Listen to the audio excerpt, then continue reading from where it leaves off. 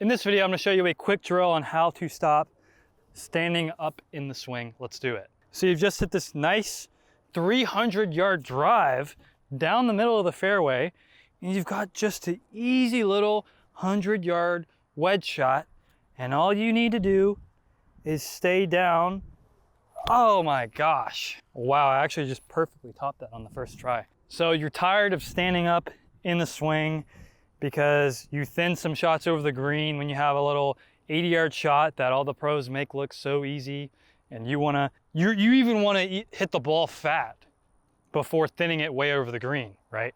So in this video, you're gonna learn how to start hitting the ball first and not thinning it, and stop standing up in the golf shot, and how you can stay down in the swing.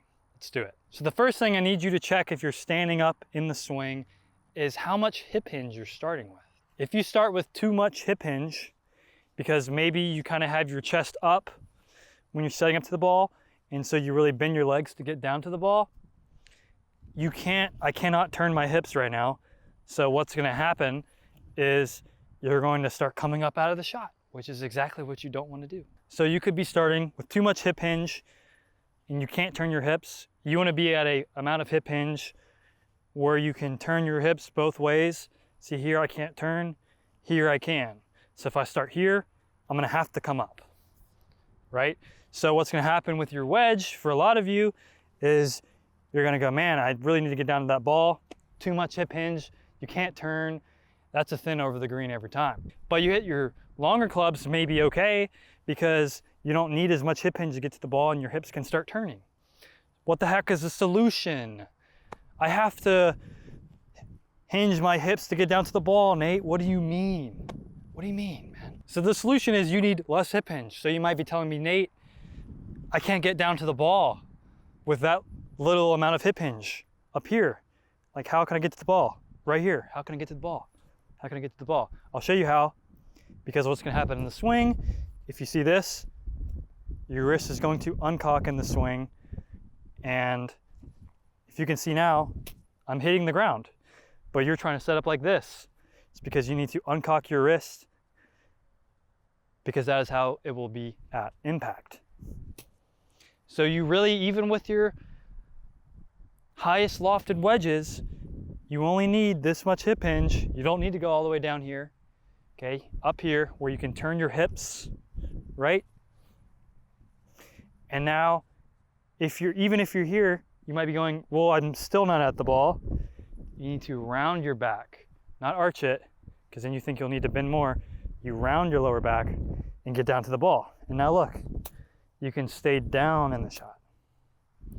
So that's the first part of this drill to stop standing up in the shot, is you need to not be way down here with your wedges. You need to be right here. So what's the next thing that's going to cause you to come up in the shot? It's this idea of trying to get a full turn. Because if you just drop a club, get the club out of your hands and get a full turn, right?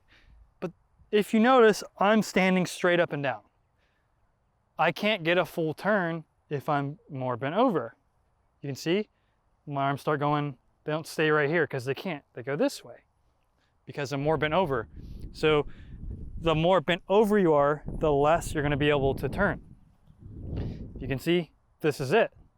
But as I raise up, I can get more and more of a turn, and now less and less. So if you have a wedge in your hand and you're trying to get a full turn, that just means you're going to have to come out of the shot to get the full turn, because there's no other way to get a full turn. So it all depends on your mobility. And so if you're, again, listening to this YouTube golf advice saying, get a full turn even with your wedges, yeah, that's not gonna be so good. So a quick way to feel that, and this is the drill to stop standing up, it's Ben Hogan's drill, okay? What I want you to do is I want you to grab a club, put your elbows against your body, and don't go like this, let your wrist uncock. Okay, you're not up here, because even with your elbows swinging around you, again, your wrist will uncock, right?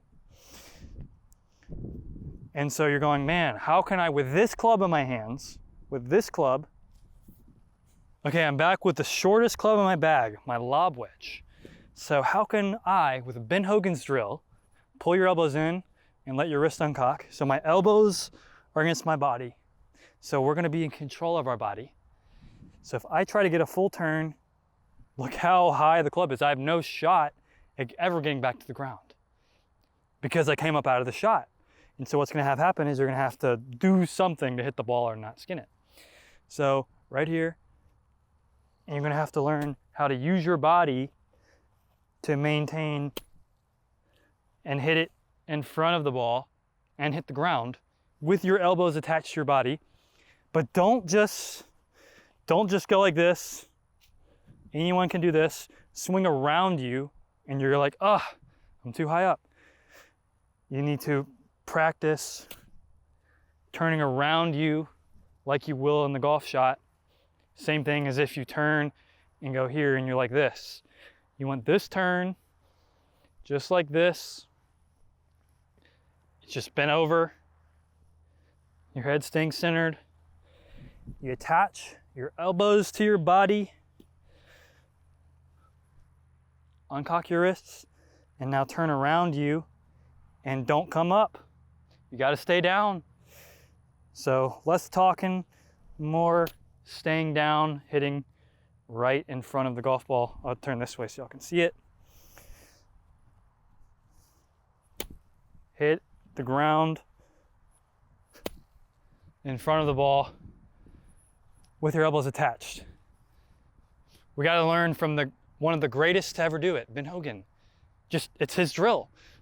It's literally his drill, because if you can maintain contact with the ground with your lob wedge, with your elbows attached to your body, this means you're staying down and your brain is gonna go, oh my gosh, I'm gonna do what I need to do to not come up out of the shot. So now after you practice this, and you're like, okay, if I come any more than this, I can't hit the ground or I have to come way down and that'll never happen. So you're gonna know, okay, I need to go right here to hit the ground. So then you know this is the top of your backswing, and then you just keep going, and then you turn and hit the ball, and you'd never came out of the shot. So that's the drill. Gotta keep it simple. Don't come up out of the shot. Lock those elbows in and hit the ground.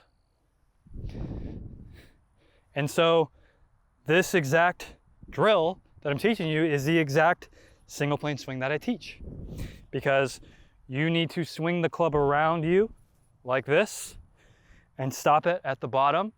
And now you are perfectly set up on your single plane swing, right? So I'm swinging and now I'm stopping it at the bottom. And now I'm at the same place where my elbows were, except I'm just setting up with my arms on their single plane swing. And then I'm going back to where, in that drill, I wanted to go to. And now I'm not twisting my forearms. I'm keeping them turned this way and cocking them back. Because then when I turn back, I only have to uncock my wrist to hit the ball. So I'm here, and then I cock back, and my arms are on their natural swing plane, how they would want to swing around me. So they're staying nice and low and shallow. And so when I turn, the club comes with me into a position to hit, just like Ben Hogan said, and then you release the club. And all you have to do is that, because we're starting with our forearms twisted all the way left. So we never have to twist them back. So we're setting up here, you turn, uncock, and it's coming in nice and shallow through the ball. But I hope this drill helped some of you. So again, to not stand up in the shot, if you noticed how you need to swing with your elbows attached to your body is turning around your spine with the right amount of hip hinge. That's going to be unique to you. And this is exactly what I teach over at ManningGolf.com. But first, I'm going to grab a hula hoop. So for me, when my elbows were attached to my body, to maintain relation to the ground, I needed to turn like this, right? I couldn't turn my shoulders flat because that means I'm coming up out of the shot. I need to turn my shoulders down around my spine. In the hula hoop, is easily going to show that. See, I'm turning around my spine here, turning around it. So I maintain that relationship to the ground. And so if you turn correctly around your spine, and you turn as much as you can around your spine at that height of your head. So if I was up more, I could turn a little bit more. Down, it can turn less. Driver, it can turn the most. With the wedge, it can turn the least, but it doesn't matter because you're just trying to hit the ball accurately.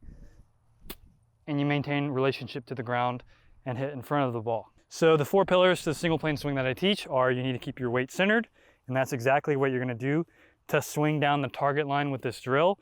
If you have all of your weight forward, see, I'm going out this way, your weight needs to be centered in between your feet to turn around you. So weight centered, elbows in, uncock your wrists. So weight centered, turn correctly like y'all just saw. Set up on your swing plane on how you swing your arms naturally around you. And the last thing you need to do is keep your lead arm straight in the swing. And that is how you develop your easiest golf swing imaginable that you never thought you could have. I hope some of these tips helped you stop standing up in the golf shot. I probably gave you 10 different drills right there, even though I said this drill or whatever in the title of the video. If you're struggling with your golf swing, feel free to send me a video of your golf swing. I have a video linked in the description on how to do that. Y'all just learned part of the fundamentals of the single plane swing that I teach. I have a lot of videos on my YouTube channel on the single plane swing, and I have a whole website with a step-by-step guide on how you can develop your unique single plane swing, because we're all created differently. But the fundamentals that y'all saw in this video will apply to every golfer, unless, what was that guy's name? I was just watching a video on him. He had a bent lead arm, Calvin, or like one of the straightest golfers of all time. He bent his arm the whole swing because he couldn't straighten it. So maybe my single plane swing wouldn't apply to him. But if you can keep your arm straight, it should apply to you. I know Lee Trevino called him Xerox, I think, but I forget the guy's actual name. See, look, it's a yellow butterfly. We're on the right path, guys. He's flying all around me right now. This whole yellow butterfly. You're on the right path if you found this video. But again, go check out ManningGolf.com, and please like, comment, and subscribe if this video helped you in any way. And I hope the rest of your day goes well.